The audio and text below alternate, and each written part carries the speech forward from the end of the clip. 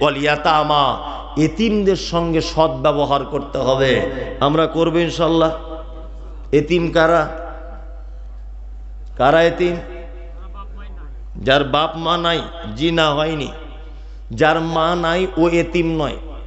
যার আব্বা নাই, ছেলেটা এখনো শিশু, বালেগ হয়নি, মেয়ে বালেগা হয়নি, ও হচ্ছে এতিম। ও কি এতিম? এতিমের সঙ্গে সৎ ব্যবহার করতে হবে। আল্লাহু আকবার। আমরা করি না। বেটা বেঁচে আছে, খুব ভালো করে বুঝবেন, একটা হিসাব আপনাকে দিচ্ছি। আমি মারা গেছি, আমার আব্বা বেঁচে আছে, আমার বেটা বেঁচে আছে, বুঝবেন ভালো করে। আমার বেটা বেঁচে আছে, আমার বাপ বেঁচে আছে, আমি মাঝখানে মারা গেলাম। বলুন তো, আমার বেটা আমার বাপের সম্পত্তি, জমি জায়গা পাবে কি পাবে না? পাবে না, কারণ আমি বেঁচে নেই, এই কারণে। ঠিক বলেছে, পাবে না। পাবে না।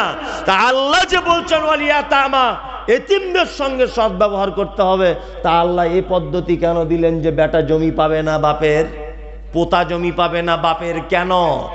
অথচ আল্লাহ তাআলা পবিত্র কোরআনের ভিতরে বলছেন, কি বলছেন? ফাআম্মাল ইয়াতীমা ফালা তাকহার, এতিমের সঙ্গে সৎ ব্যবহার করবে না। আল্লাহু আকবার। আপনার বেটা মারা গেছে, বৌমা আছে বাড়িতে, বৌমার একটা ছেলে আছে, আপনি দিন রাত ভাবছেন কি করে বৌমাটাকে মিথ্যা কথা বলে তাড়িয়ে দেওয়া যায়, তাছাড়া আমার জমি জায়গাগুলো পোতা ভাগ পেয়ে যাবে। এরকম করি কি করি না? করি। আপনার কাছে বিনীত অনুরোধ, আমাদের নবী মুহাম্মদ সাল্লাল্লাহু আলাইহি ওয়াসাল্লামের কাছে একটা লোক এসেছে, এসে বলছে, আল্লাহর নবী, আমার মন খুব শক্ত, নরম হয় না। আমার মন কি খুব শক্ত, নরম হয় না। আল্লাহ নবী সাল্লাল্লাহু আলাইহি ওয়াসাল্লাম বলছেন, এক কাজ করো। বলছে, কি কাজ? বলছে, তুমি তোমার এতিমের মাথাতে হাত বুলিয়ে দাও, আল্লাহ তোমার মনটাকে নরম করে দিবে।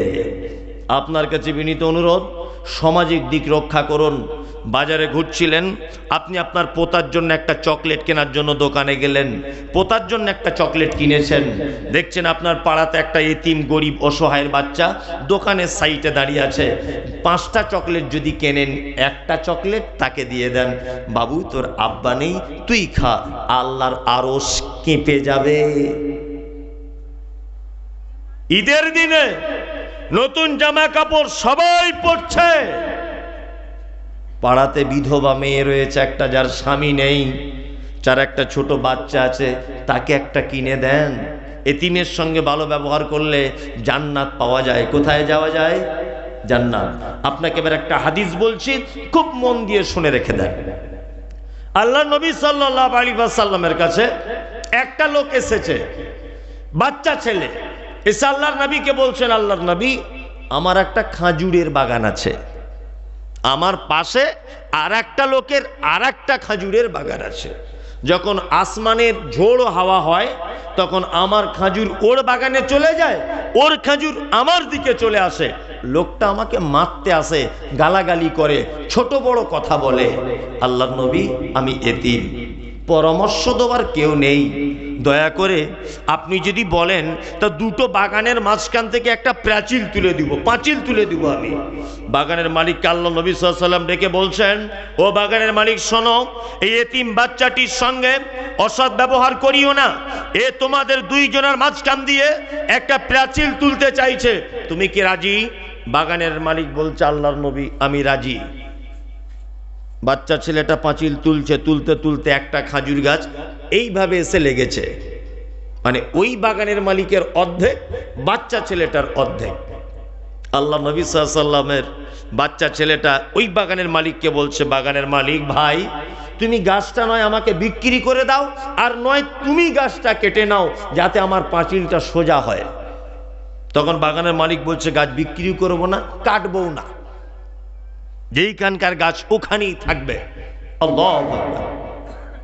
তখন বাচ্চা ছেলেটা আল্লাহর নবীর কাছে গেলেন, যাবার পরে বলছেন, আল্লাহর নবী, ঘটনা এই এই এই এই ঘটেছে। আল্লাহু আকবার। বিশ্বনবী বাগানের মালিকের নাম আবু লুবাবা। আবু লুবাবাকে ডেকে বলছেন, আবু লুবাবা শোনো, এক কাজ করো, তুমি গাছটা নয় বিক্রি করে দাও আর নয় গাছটা কেটে নাও।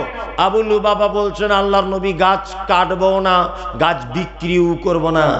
আল্লাহ নবী সাল্লাল্লাহু আলাইহি ওয়াসাল্লাম 2-4 বার বলার পরে তখন আল্লাহ নবী, আবু লুবাবা যখন রাজি হচ্ছে না, তখন আল্লাহ নবী বাগানের মালিককে বলছে, বাগানের মালিক, এক কাজ করো, তুমি এই গাছটা এতিম ছেলেটিকে দাও আর এর পরিবর্তে জান্নাতে একটা খেজুরের গাছ নাও। আমি মুহাম্মদ সাল্লাল্লাহু আলাইহি ওয়াসাল্লাম জান্নাতের ওই গাছটার জামিনদার হয়ে গেলাম। বাগানের মালিক বলছে, তবুও দেবো না। তার মানে ভালো লোক।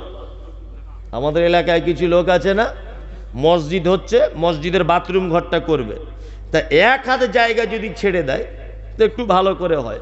তা ওকে যখন বারবার বলতে যাচ্ছে, চাচা একটু জমিতে একটু ছেড়ে দাও না, তাহলে পাঁচিলটা সোজা হয়, ও তখন বলছে, না ছাড়বো না। মানে এমন গরম দিয়ে বলছে, মনে হচ্ছে ওর বাপের আর ওর কবর হবে ওখানে, এমন গরম মারছে। এরকম বদমাইশ লোক আছে না নেই? আছে। তখন আবু লুবাবা বলছে, জান্নাতেও গাছ চাই না। মানে বদমাইশ লোক, খুব বদমাইশ। ওই মজলিসে বসেছিলেন আল্লাহর নবীর একজন সাহাবী, নাম হলো তার আবু দাহাদা। আবু দাহাদা উঠে বলছেন, ইয়া রাসূলুল্লাহি, আপনি কি শুধু ওই বাগানের মালিকের জন্য বললেন যে একটা গাছ এতিমকে দাও আর জান্নাতে গাছ নিয়ে নাও? বিশ্ব নবী বলছেন, আবু লুবাবা রে, যতদিন পৃথিবীতে মানুষ আসবে ততদিন মানুষের জন্য এটা সুসংবাদ শুনে রেখে দাও।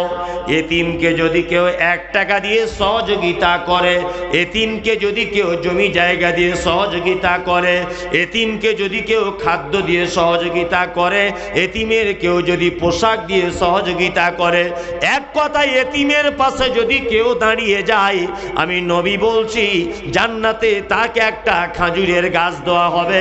এই গাছটা এত বড় হবে যে একটা দ্রুতগামী ঘোড়া 100 বছর ধরে ছুটবে, তবুও জান্নাতের খেজুর গাছের ছায়াটা পর্যন্ত শেষ করা যাবে না। এত বড় খেজুরের গাছের ছায়া। আবু দাহাদা তাড়াতাড়ি মজলিস থেকে চলে গেলেন ওই বাগানের মালিককে বলছেন, বাগানের মালিক, আমার একটা বড় বাগান আছে, দয়া করে আপনাকে বলছি আপনি ওই বাগানটা নিয়ে নেন আর এই একটা গাছ আমাকে দিয়ে দেন। তখন ওই লুভি বাগানের মালিকটা বলছে, ইয়ার কি করছ? বলছে, না ইয়ার কি করছি না, আমার বাগানটা তুমি নিয়ে নাও আর ওই একটা গাছ আমাকে দাও, আমি ওই এতিম বাচ্চাটিকে দান করে জান্নাত যেতে চাই। তখন বাগানের মালিক বলছে, তাহলে ঠিকই আছে, নিয়েই নিলাম। আবু দাহাদা বাড়িতে চলে গেলেন।